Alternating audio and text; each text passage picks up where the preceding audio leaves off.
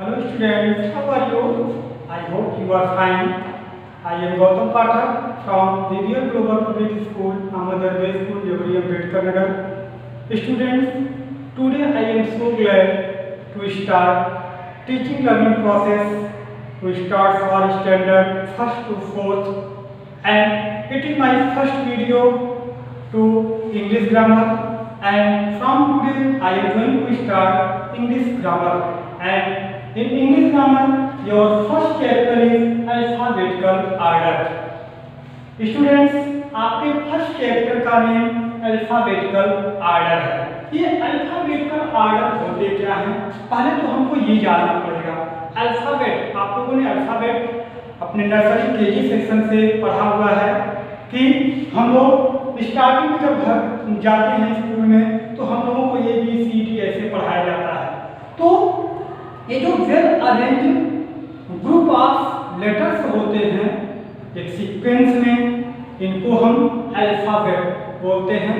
और इनको जब हम एक सीक्वेंस में पढ़ते हैं, जैसे ABCDEFGHIJKLMN अप टू Z, ये क्या है?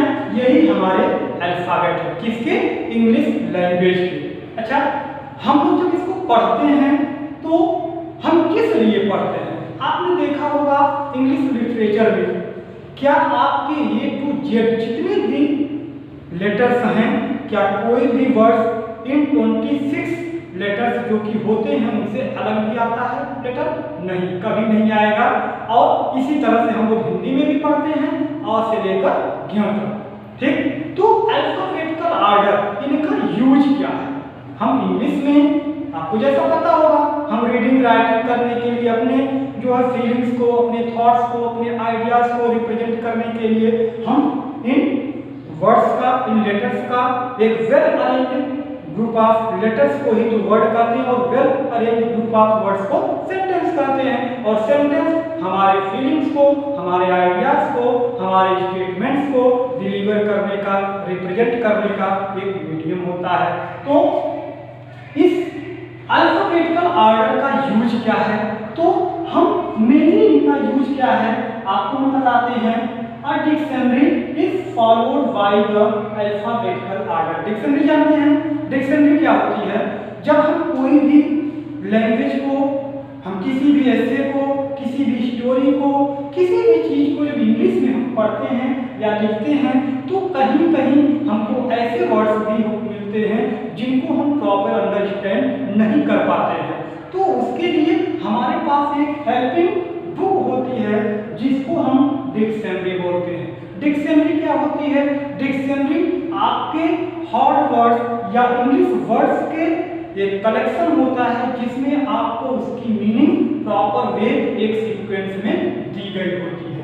ये डिक्शनरी जो होती है, क्या हमने बताया कि dictionary is followed by the alphabetical order. किसी भी डिक्शनरी को आपको भार्गव की या ऑक्सफोर्ड की किसी की भी डिक्शनरी आप उठा लीजिए, उसमें आप देखेंगे कि वे एक प्रॉपर अल्फाबेटिकल ऑर्डर में ही लिखे गए हैं। कभी आपने ये नहीं देखा होगा कोई भी डिक्शनरी का फर्स्ट जो वर्ड है वो आपका बी से या डी से स्टार्ट हो।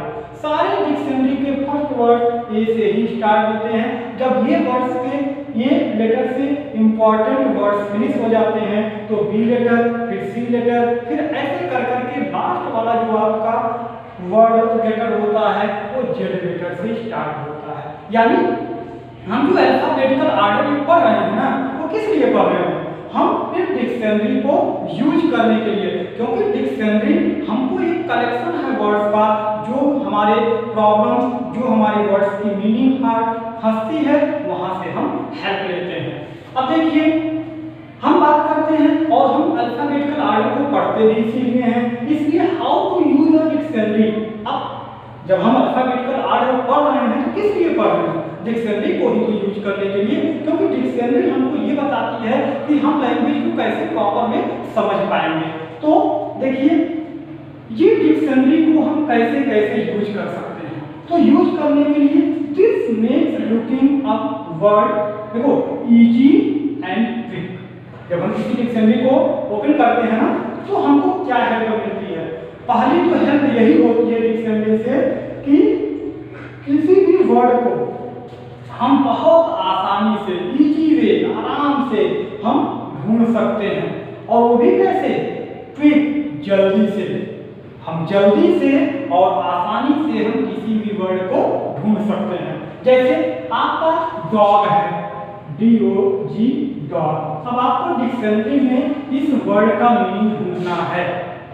अब आप तुरंत ये ढूंढिए पहले कि ये D अल्फाबेट है, फर्स्ट लेटर, तो आप ए वाले को तो बिल्कुल नहीं पाएंगे, फर्स्ट वाले पेज में आपको मिलना नहीं है, क्योंकि ये अल्फाबेट से ऑन एप्पल इस तरह से आपको एक सीक्वेंस में दिया जाएगा। उसके बाद D वाला आएगा, उसके बाद C वाला आएगा, उसके बाद D वाला आएगा। तो आपको D वाले में जाना है, D वाले लेटर में। तो वहां पे आपको D, पहले जो D होगा, D के बाद A आता है तो D A वाला स्टार्ट होगा, आपको वो तक जाना है, फिर G तक। तो इस तरह से आपको आसानी से इजी वे किसी भी वर्ड की मीनिंग्स को आप ढूंढ सकते हैं डिक्शनरी में। दूसरा यूज क्या है? This tells us the pronunciation.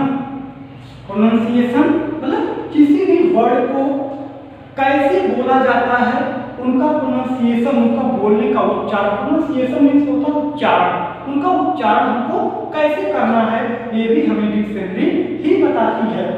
Parts of speech, parts of speech में क्या है? Noun, pronoun, verb, adverb, adjective, मतलब जितने भी आपके स्पीच जानते हैं, जो भी कुछ हम बोलते हैं तो बोलेंगे क्या? वो तो वर्ब, नाउन, प्रोनाउन, एडवर्ब, यही सब तो होंगे। और क्या?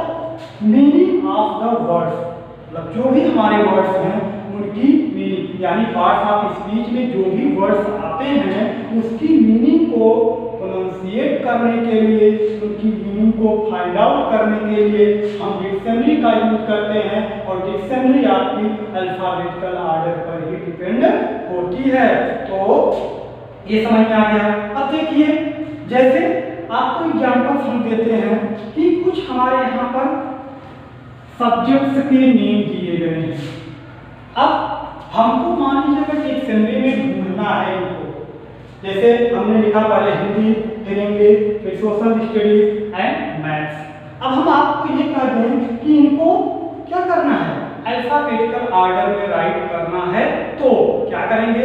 आपको मैंने पहले बताया कि जो अल्फाबेटिकल ऑर्डर होता है कहाँ से स्टार्ट होता है? ए से। तो सबसे पहले ये ढूंढिए सबका first letter, A, E, S and N। इनको चेक करिए कि A से कोई लेटर है क्या सब्जेक्ट स्टार्ट? नहीं है।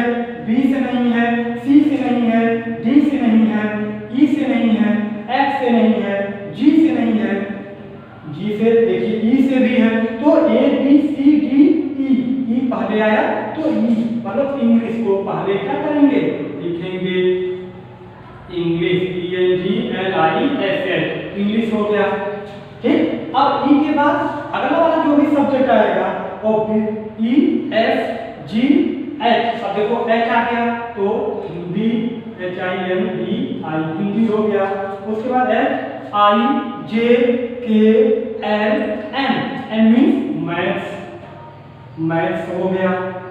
अब उसके बाद आपका एक ही सब्जेक्ट तो बच रहा है ना, यानी अगर M के बाद NOPQRSTU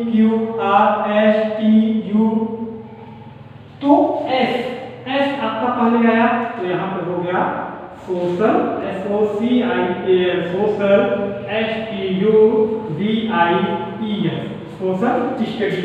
अब ये जो आपका बना ये क्या है? अल्फाबेटिकल ऑर्डर हो गया। तो इस तरह से ये आपका फर्स्ट चैप्टर फिनिश हो गया, अल्फाबेटिकल ऑर्डर। अब आपको होमवर्क में क्या करना है? होमवर्क में आपको बहुत सारे सब्जेक्ट्स को लिख लेना है, उनको अल्फाबेटिकल ऑर्डर में अरेंज कर दीजिएगा।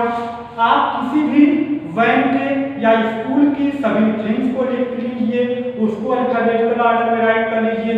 आपके वॉवेल्स, कॉन्सोनेंट हैं, उनको अल्फाबेटिकल ऑर्डर में राइट कर लीजिए।